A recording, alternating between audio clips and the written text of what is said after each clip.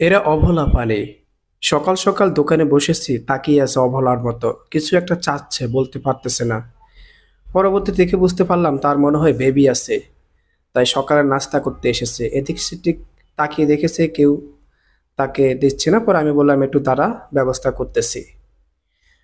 পরবর্তীতে কাকারে বললাম, চাচা একটা কেক দাও। বলে যে এই তো কেক খাই না, রুটি খাই। তার মানে তিনি জানেন।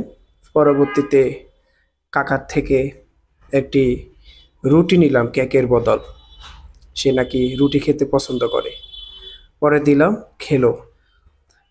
আসলে এরা অভোলা প্রাণী।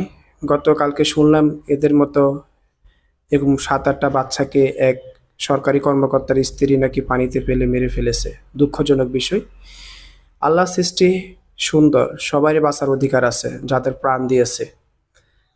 ভালোবাসতে শিখুন, ভালো না বাসলে দূরে থাকবেন, কিন্তু ক্ষতি করবেন না। ওরা আপনাদের কোনো ক্ষতি করে না। অভোলা প্রাণী।